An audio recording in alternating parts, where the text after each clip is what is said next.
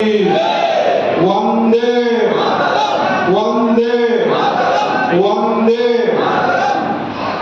సభ అధ్యక్షులు ఉదయ్ ప్రతాప్ గారికి మరియు ఖమ్మం ఎంపీ అభ్యర్థి వినోద్ రావు గారికి మరియు మా అక్క కాంగ్రెస్ వాళ్ళు ఎన్నిసార్లు గెలిచినా పోకుండా వాళ్ళ స్కామ్లను భరించలేకుండా హిందూ ధర్మంపై ప్రేమతో మోదీ సంక్షేమాలని ఆకర్షించుకొని మరి బీజేపీలో ఎప్పుడో చేరిన సీనియర్ నాయకురాలు మరి డైనమిక్ మీ ఖమ్మం ఆడబిడ్డ ఉప్పల శారద గారికి మరియు ఆర్యవైశ్య జిల్లా అధ్యక్షులు మీ సూర్య గారికి మరియు గుర్ర మురళి గారికి మరియు మిగతా వేదిక అలంకరించిన పెద్దలకి మరియు నా వైశ్య సోదరులకి మరి हमारे मारवाड़ी भाइयों को सबको नमस्कार, जय श्री राम। మొన్న రేవంత్ రెడ్డి గారు అడిగినారు ఏముందయ్యా బీజేపీ పార్టీలో ఏముంది అని అడుగుతున్నారు మొన్న రేవంత్ రెడ్డి గారు. నేను చెప్తున్నా రేవంత్ రెడ్డి గారికి బీజేపీ పార్టీలో దేశభక్తి ఉంది, బీజేపీ పార్టీలో ధర్మ రక్షణ ఉంది, బీజేపీ పార్టీలో దుష్ట శిక్షణ ఉంది, బీజేపీ పార్టీలో నారీ శక్తి ఉంది, యువ శక్తి ఉంది, యువ రక్తి ఉంది. అన్నింటికి మించి బీజేపీ పార్టీలో మన ప్రధాని నరేంద్ర మోడీ గారు సభా సమావేశం తెలియజేస్తున్నా. మరి అదే రేవంత్ రెడ్డి గారు నేను అడుగుతున్నా, కాంగ్రెస్ ఏముంది ఆయన 60 ఏళ్ళు పాలించారు, ఏముంది బోఫోర్స్ స్కామ్ ఉన్నది కాంగ్రెస్ లా, 2G స్పెక్ట్రమ్ స్కామ్ ఉన్నది కాంగ్రెస్ లా, వాళ్ళ కూటమి గమ్మతున్నది కూటమిలా. లాలూ ప్రసాద్ యాదవ్ గడ్డి స్కామ్ చేసి జైలు ఉన్నాడు, అఖిలేష్ యాదవ్, మమతా బెనర్జీ, ఎంతో మంది హిందువులను ఉచ్చకోత కోసిన మమతా బెనర్జీ ఉంది. దేశంలో ఉన్న స్కామ్ స్టార్ ఈ స్కామ్ కొడుకులంతా కూడా కాంగ్రెస్ పార్టీలో ఉన్నారు. అన్నింటికి మించి పప్పులకు రాహుల్ గాంధీ ఉన్నాడు కాంగ్రెస్ పార్టీలో. ఆ రాహుల్ గాంధీ మోదీ గారికి ఆపోజిట్ అభ్యర్థి. గమ్మతుంది కదా కాంబినేషన్, ఏమైనా సూట్ అవుతుందా ప్రత్యర్థి? ఈయననేమో దేశం గురించి, ప్రజల గురించి, పేద ప్రజల గురించి,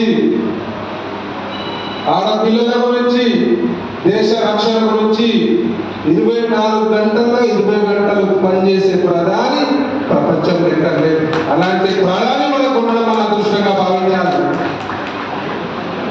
ఆపోజిషన్ లో నేను ఖమ్మంకి వస్తున్నా, ఎన్నోసార్లు రాజమండ్రి పోయినా, కానీ లోపలికి ఎప్పుడు రాలేదు. వస్తుంటే హైవే సూపర్ ఉంది, బాగా డెవలప్ అయింది. కానీ ఆ డెవలప్మెంట్ ఎవరు చేసిరు? మన నేషనల్ హైవేస్ సెంట్రల్ గవర్నమెంట్ పనులు చేసిరు. పువ్వాడు అదే చెప్తుండే, మా ఖమ్మం బీఆర్ఎస్ చెప్తుండే, మా ఖమ్మం అని చూసినా ఏముందో ఎంత పెద్ద బిల్డింగ్లు ఉంటాయని చూస్తే వచ్చేవారు అన్ని బోర్లు, నాలాలు, పంపు, కరెంట్ అయితే లేనే లేదు. చిన్న వర్షం పడ్డది, 6 గంటల నుంచి నేను వచ్చినప్పటి నుంచి కరెంట్ లేదా. ఇక కాంగ్రెస్ వాళ్ళు ఇక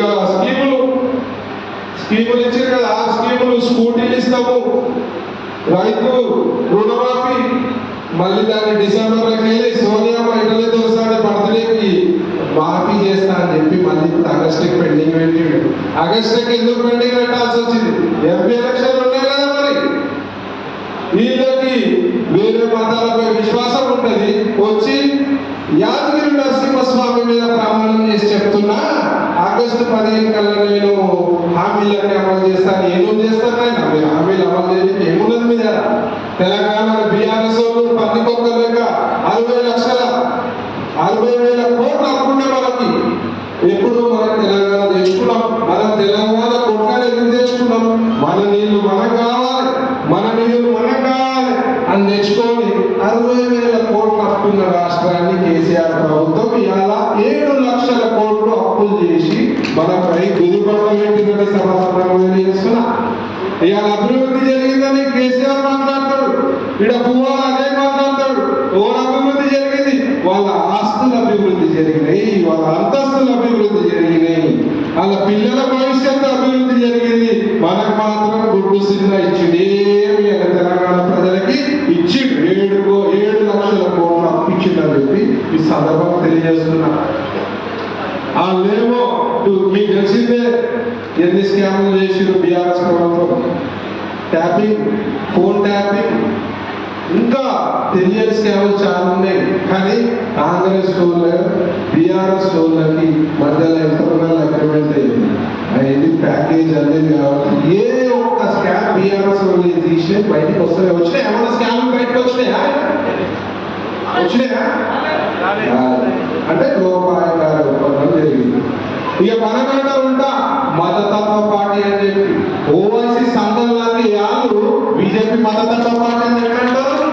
ఓవైసీ కాదు బూటి మొత్తం చూసుకుంటా పొద్దున్న లేవగానే ఇవాళ హైదరాబాద్ ఎంపీ అభ్యర్థి ఒక గడ్డం యాదవ్ ఆయన పోయినాడు. పోయి ఓవైసీ ఇట్లా ఎవరి మీద వస్తుంటే ఓవైసీకి ఇట్లా దండం పెట్టుకుంటా బీఆర్ఎస్ ఎంపీ అభ్యర్థి ఓవైసీ కాదు చూసుకుంటున్నారు. ఇవాళ చెప్తాను మన మతతత్వ పార్టీ అని. ఇవాళ బీజేపీ పార్టీ గుళ్ళను కాపాడుతుంది, గోవును కాపాడుతుంది, మన సంస్కృతిని కాపాడుతుంది, మన భవిష్యత్తును కాపాడుతుంది. ఇవాళ పార్టీ సంక్షేమం, హిందువుల సంక్షేమం గురించి ఆలోచిస్తుంది అంటే ఒక బీజేపీ పార్టీ తప్పితే వేరే ఏ పార్టీ లేదు. ఇవాళ వైశ్యులుగా మీద చెప్తున్నా, బీజేపీకి ఎదుర్కొంటారో చెప్తానే. ఇవాళ వైశ్యులకు సెంటిమెంట్ గోవు. ఇవాళ గుళ్ళని నమ్ముతాం మనం, దేవుళ్ళని నమ్ముతాం మనం, మన సంస్కృతిని నమ్ముతాం, మన సంప్రదాయాలకు కట్టుబడి ఉంటామా లేదా మనం? ఇవాళ అట్లాంటిది గుడిపై దాడి జరుగుతుంది, గుళ్ళ దేవతలపై దాడులు జరుగుతున్నాయి మాటలతోటి. ఇవాళ విపరీతమైన గోహత్యలు గత 10 ఏళ్ల నుంచి రోజులు జరుగుతూనే ఉన్నాయి. ఇవాళ వీటిని కాపాడే ప్రయత్నం ఎవరైనా నాశనం చేస్తే మమ్మల్ని బెదిరిస్తూ నా మీద 20 కేసులు పెట్టారు, పీడీ యాక్ట్ పెట్టడానికి బెదిరిస్తారు. హిందుత్వానికి అసలు సెక్యూరిటీ అనేది లేదు. ఇవాళ బీజేపీ ఉంది పట్టుకే దేశంలో రామ మందిరం అయింది. మన రామ మందిరం, రాముడు పుట్టిన స్థలము. ఎంత సంతోషం అవుతుందో రామ మందిరం అయిందో బాధ కలుగుతున్నాకు. మన రాముడు పుట్టిన ప్రదేశంలో హిందువులు ఎందుకున్నా ఓన్లీ 7% ఉన్నారు, 14% ఉన్నారు మైనారిటీ. అంటే 86% మనం ఉన్నాం. మన దేవుడు పుట్టిన అయోధ్యలో, రాముడు పుట్టిన అయోధ్యలో గుడి కట్టాలంటే 500 సంవత్సరాలు కట్టాలా? నేను అడుగుతున్నా. 500 సంవత్సరాల నుంచి ఎదురు చూస్తున్నాం మనం. మరి హిందుత్వం వేయబోతుందిడా? అది కూడా ఒక కారణ జన్ముడు వచ్చినందుకే అయింది. మోదీ గారు వచ్చినందుకే నేను ఒకటే చెప్తా, వైశ్యులందరూ కూడా మన హిందుత్వం కాపాడుకోవాలి, మన గుళ్ళను కాపాడుకోవాలి, మన గోవులను కాపాడుకోవాలి, మన పిల్లల భవిష్యత్తు కాపాడుకోవాలి, మన దేశాన్ని కాపాడుకోవాలంటే బీజేపీకి ఓటేయాలని చెప్తున్నాను. ఇవాళ ఒక ఎగ్జాంపుల్ సరిపోదా? మోదీ గారికి ఎందుకు ఓటేయాలి? యుక్రెయిన్ రష్యా యుద్ధం జరుగుతుంటే 4 గంటల యుద్ధం ఆపి మన యొక్క పిల్లల్ని యుక్రెయిన్ నుంచి ఇండియాకి తెచ్చిన బోనగాడు మోదీ గారు. ఒకటి సరిపోదా?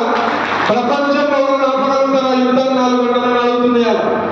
ఇవాళ భారతీయులు ఎక్కడ పోయినా తలెత్తుకొని తిరగగలుగుతున్నామంటే మోదీ గారి పుణ్యాన్ని.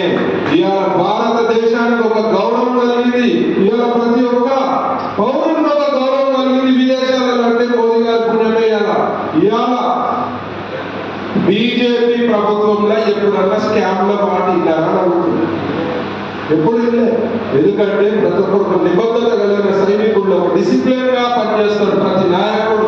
మంత్రి ఉండని, కేంద్ర మంత్రి ఉండని, ప్రధానమంత్రి ఉండని. వేరే వాళ్ళు కాంగ్రెస్ వాళ్ళు ఇప్పుడే కదా వచ్చింది. ఎన్ని స్కామ్లు ఆగడవాళ్ళు అంటున్నారు వాళ్ళ పైసల గురించి. ఎలక్షన్లు అయితే నేను ఆగాలని చెప్తున్నాడు రేవంత్ రెడ్డి. ఉండటం ఆయన కుమ్ముకున్న 10 ఏళ్ల నుంచి ఖాళీ ఉన్నాడు కదా. కానీ గవర్నమెంట్ ఉండే పరిస్థితులు లేదు. ఇవాళ ఒకటే బీజేపీ ప్రభుత్వం, మోదీ నాయక్, మోదీ మొత్తం సునామీ లెక్క వస్తున్నారని చెప్పి సందర్భంగా తెలియజేస్తున్నా. సో ప్రతి ఒక్క వైశ్య సోదరులు రేపటి నుంచి మీరు ఒక పని చేయాలి. ఇంకా వారం ఎలక్షన్ ఉంది. మీరందరూ కూడా ఇక్కడ 300-400 మంది ప్రతి ఒక్కరు పొద్దున సాయంత్రం 10 ఫోన్లు, సాయంత్రం పొద్దున 10 ఫోన్లు, సాయంత్రం 10 ఫోన్లు దాంట్లో గారికి ఓటు వేయాలని చెప్పి మీరు 10 ఫోన్ చేసి వేరే వాళ్ళని చెప్పాలి, మీరు 10 ఫోన్ చేయాలండి. మీ ఇక్కడ ఖమ్మం చుట్టుపక్కల గ్రామాలు ఉన్న మన పార్లమెంట్ లేకున్నా కూడా చేయాలి. ముఖ్యంగా ఇది చాలా కాంగ్రెస్ వాళ్ళు పెద్ద విరివిగా అంటున్నారు, ఖమ్మం మాట అని చెప్పి. ఇవాళ ఖమ్మం వినోద్ రావు గారు అంట అని చెప్పి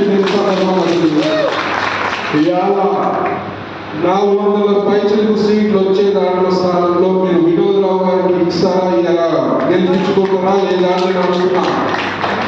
ఇవాళ ఇక్కడ హిందుత్వం కాపాడుకోవాల్సిన బాధ్యత ఉన్నది, గుండె కాపాడుకోవాల్సిన బాధ్యత ఉంది, మన పిల్లల భవిష్యత్తు కాపాడుకోవాలి. కాబట్టి మీరు బీజేపీ పార్టీ పోయాలి. ఒక సౌమ్యుడు వినోద్ రావు గారు అద్భుతమైన వ్యక్తి, ఎల్లప్పుడూ మీకు ఉంటాడు. ఏ ఫోన్ వచ్చిన అర్ధరాత్రి రెస్పాండ్ అవుతారు. నాకు ఇవాళ పరిచయం కానీ వాళ్ళ వినోద్ రావు గారి కజిన్ బ్రదర్ నా క్లాస్మేట్ చెప్తున్నారు, మీ గురించి అద్భుతంగా చెప్తున్నారు. సో మీకు ఒక మంచి లీడర్ వచ్చింది, మీకు అందుబాటులో ఉండే లీడర్ వచ్చింది. కాబట్టి మీరు రేపటి నుంచి పొద్దున సాయంత్రం అందరికి ఫోన్ చేయాలి. ఫిజికల్ గా ఏమైనా వెళ్ళి కలిసేటోళ్ళంటే స్వచ్ఛందంగా వెళ్ళి కలిసి మరి అందరూ చెప్పాలి ఎందుకు బీజేపీ కొట్టాలి, ఎందుకు వినోద్ రావు గారు కొట్టాలని చెప్పి. మరి ఖమ్మం తరఫున మరి పార్లమెంట్ లో వినోద్ రావు గారు చూడాలని నేను అనుకుంటా. మరి రేపటి నుంచి వారం మీరు కష్టపడితే 5 ఏళ్ళు మీరు సుఖంగా ఉంటారు, వారం మీరు కష్టపడితే 50 ఏళ్ళు సుఖంగా ఉంటారు. ఇలా మోదీ గారు బ్రహ్మాండమైన స్కీమ్లతో రాబోతున్నారు ముందు. సో అందరూ కూడా వినోద్ రావు గారిని గట్టిగా గెలిపించి మరి కేంద్రానికి పంపించాల్సిన బాధ్యత ఈ ఖమ్మం ప్రజలకు తెలియజేస్తూ, మరి నాకు ఈ యొక్క అవకాశం ఇచ్చిన అందరికీ సోదరులకు కూడా నమస్కరిస్తూ జై శ్రీరామ్.